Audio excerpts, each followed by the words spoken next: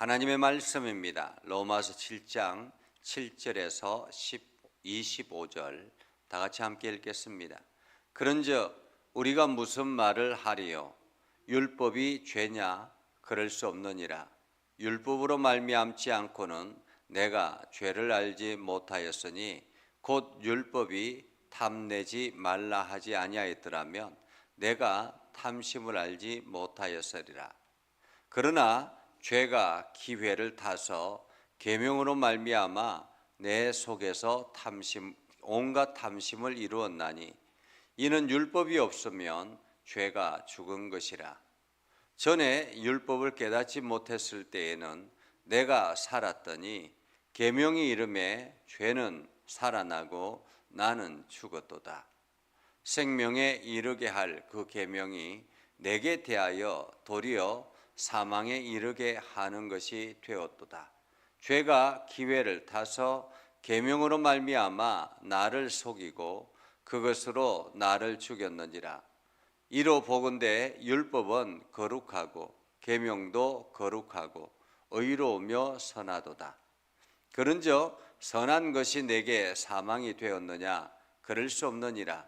오직 죄가 죄로 드러나기 위하여 선한 그것으로 말미암아 나를 죽게 만들었으니 이는 계명으로 말미암아 죄로 심히 죄되게 하려 함이라. 우리가 율법은 신령한 줄 알거니와 나는 육신에 속하여 죄 아래 팔렸도다. 내가 행하는 것을 내가 알지 못하노니 곧 내가 원하는 것은 행하지 아니하고 도리어 미워하는 것을 행함이라. 만일 내가 원하지 아니하는 그것을 행하면 내가 이로써 율법이 선한 것을 시인하노니 이제는 그것을 행하는 자가 내가 아니요 내 속에 거하는 죄니라. 내 속 곧 내 육신에 선한 것이 거하지 아니하는 줄을 아노니 원함은 내게 있으나 선을 행하는 것은 없노라. 내가 원하는 바 선은 행하지 아니하고 도리어 원하지 아니하는 바 악을 행하는도다. 만일 내가 원하지 아니하는 그것을 하면 이를 행하는 자는 내가 아니요 내 속에 거하는 죄니라. 그러므로 내가 한 법을 깨달았노니 곧 선을 행하기 원하는 나에게 악이 함께 있는 것이로다.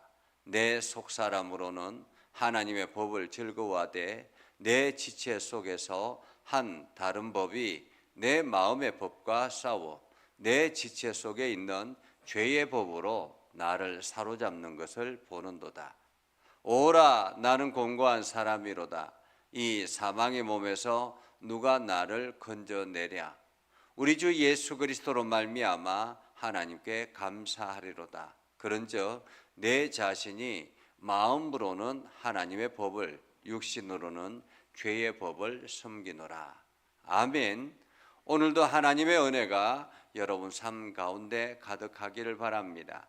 여러분을 통해서 하나님의 영광이 나타나기를 주님의 이름으로 축복합니다. 여러분들이 기도해 주셔서 이 세미나를 잘 다녀왔습니다. 한 400명 넘게 목사님들이 모여서 세미나를 하였는데 그 가운데서는 정말로 목회가 너무너무 힘들고 어려워서 자살하기를 마음을 먹을 정도로 힘들었다 하는 그런 분들도 있어서 참 우리가 목회자를 위해서도 많이 기도해야 되겠구나. 여러분들이 저를 위해서 기도하지만은 다른 목회자들을 위해서도 많이 기도해야 되겠구나라는 생각을 하게 됐습니다. 여러분들이 늘 말씀을 선포하고 또 교회를 세워 나가려고 하는 그런 목회자를 위해서 기도 많이 해줄 수 있기를 바랍니다.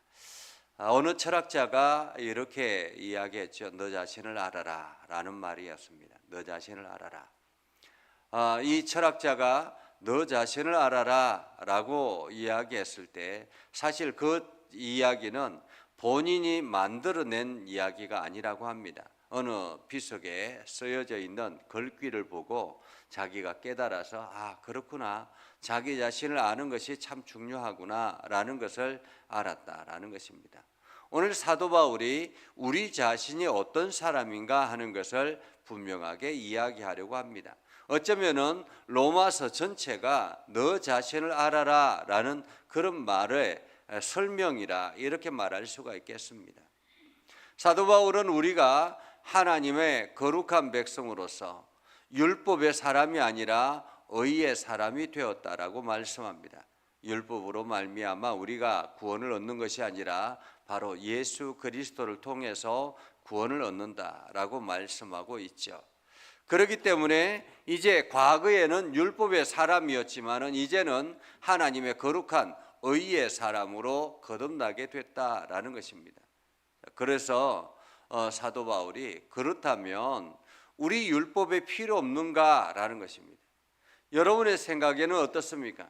이제 율법에 필요가 없는가라는 거죠. 오늘 사도 바울은 이렇게 말합니다. 그런즉 우리가 무슨 말 하리요라는 것입니다. 율법의 조문으로 우리가 살아난 것이 아니라 영의 새로운 것으로 우리가 새롭게 심겨졌다라고 하는데, 그러면 우리가 무슨 말 하리요? 율법이 죄냐라는 것입니다. 율법이 죄냐? 그러면 율법이 필요 없느냐라는 것입니다. 여러분, 그러면 율법은 필요 없는 것입니까? 율법은 무엇입니까? 율법으로 말미암지 않고는 내가 죄를 알지 못하였으니 라고 말합니다.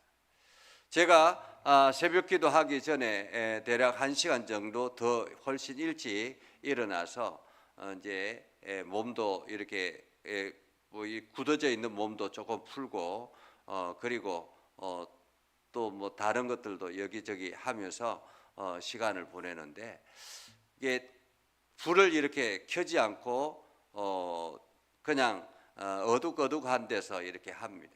그래서 이제 혹시나 불을 켜면 또 가족들이 깰까봐 조심스럽게 어둑어둑한 데서 하죠. 그래서 어둑어둑한 데서 뭔가를 하면 이게 어디에 뭐가 있는지도 가끔씩 부딪히기도 하고 또 넘어지려고 하기도 하고 그렇게 하기도 합니다. 그런데 시간이 돼서 불을 켜면 어디에 뭐가 있는지 확연하게 드러나기 때문에 훨씬 더 움직이는 것이 편안합니다. 다시 말하면 율법이 뭐냐라는 것입니다. 율법이 뭐냐? 예전에 우리 자신은 그냥 모든 것이 어둑어둑해서 이것이 옳은 것인가 저것이 나쁜 것인가 하는 것을 분간하기가 쉽지 않았습니다. 그런데 율법이라는 빛이 들어옴으로 인해서 이것이 죄구나, 이것은 하면 안 되는구나, 이것은 해야 되는구나 하는 것을 알게 되는 것, 그것이 바로 율법이라는 것입니다. 율법이 탐내지 말라 하지 아니하였더라면 내가 탐심을 알지 못하였으리라. 율법이 탐내지 말라고 이야기하지 않았다면 그냥 남의 것들도 그냥 내 것으로 사용하면 되는구나라고 생각할 수 있다라는 것입니다. 그래서 아무렇지도 않게 남의 것들을 사용하기도 한다라는 거죠. 탐심을 알지 못하고 내 안에 탐심이 있다라는 것을 알지 못하였다라는 것입니다. 그러나 죄가 기회를 타서 계명으로 말미암아 내 속에 온갖 탐심을 이루었나니, 그러니까 내가 탐심을 알지 못하였기 때문에, 이것이 죄인 줄 알지 못했기 때문에 나도 모르게 그냥 하나씩 남의 것들을 가져오다 보면 바늘도둑이 소도둑 된다라고 하지 않습니까? 그래서 이것도 다 내 것, 저것도 내 것, 이렇게 내 것인 줄로 착각할 수 있다라는 것입니다. 세미나에 온 목사님 중에 한 분이 이게 중국인 선교사를 이렇게 지원하는 그러한 일을 했는데, 이게 한족 중국인이 와서 이제 신학 공부를 한다는 거죠. 한족이 신학 공부를 하는데 이제 절반을 학비를 교회에서 대줬다고 합니다. 그런데 그 한족이 이렇게 이야기를 했다라는 거죠. 왜 다 대주지 않고 절반만 대주냐고. 그 한족이 생각하는 이유는 그것이라고 합니다. 당신에게 넘치게 주어진 것은 하나님이 나에게 베풀라고 하는 것이다. 그렇기 때문에 다 대줘야 되는 것이 맞는 거 아니냐라고 그렇게 이야기를 한다는 것입니다. 오히려 남의 것들도 자연스럽게 자기 것인 것으로 착각해서 당연한 것처럼 그렇게 요구한다라는 것입니다. 이것처럼 탐심이 죄인 줄 알지 못한다라는 거죠. 그런데 율법이 탐심은 죄다라고 이야기를 했기 때문에 내가 저것은 저 마음을 가져서는 안 되는구나 하는 것을 알게 된다라는 것입니다. 또한 생명에 이르게 할 그 계명이 내게 대하여 도리어 사망에 이르게 하는 것이 되었도다. 오히려 그 죄로 말미암아 내가 사망을 이르게 됐다라는 거죠. 죄가 기회를 타서 계명으로 말미암아 나를 속이고 그것으로 나를 죽였는지라. 자기도 모르게 그렇게 죄에게 끌려가서 자기 자신을 죽이게 한다라는 것입니다. 이로보건대 율법은 거룩하고 계명도 거룩하고 의로우며 선하도다. 여러분, 우리가 지금 전기불도 마찬가지고 어두운데 후레쉬도 마찬가지고 이러한 곳은 우리 자신을 유익하게 만드는 것입니다. 그것이 나를 살리는 생명은 아니지만은 내가 살아가는데 유익하게 만드는 것이 바로 그 불빛이죠. 이와 마찬가지로 어둠 속에서 자연스럽게 살아갈 수 있도록 만드는 것이 바로 불빛이라면, 지금 우리가 예배드리는 이 예배 환경도 전기불이 있었기 때문에 이렇게 편안하게 예배할 수 있는 것 아니겠습니까? 그런데 이것이 없다면 우리는 서로가 알 수도 없고 이렇게 온라인상으로 예배하며 서로가 만날 수도 없는 것입니다. 한마디로 율법이 있는 것, 계명이 있는 것, 이것은 나를 더욱더 거룩하게 만들어 나가는 도구가 된다라는 말이죠. 그런즉 선한 것이 내게 사망이 되었느냐? 그럴 수 없느니라. 오직 죄가 죄로 드러나기 위하여 선한 그것으로 말미암아 나를 죽게 만들었으니 이는 계명으로 말미암아 죄로 심히 죄되게 하려 함이라. 한마디로 이 율법, 그 계명이 있음으로 인해서 자기 자신을 철저하게 죽이게 됐다라는 것입니다. 아니면은 욕망 덩어리로 살아갈 수가 있게 되는 거죠.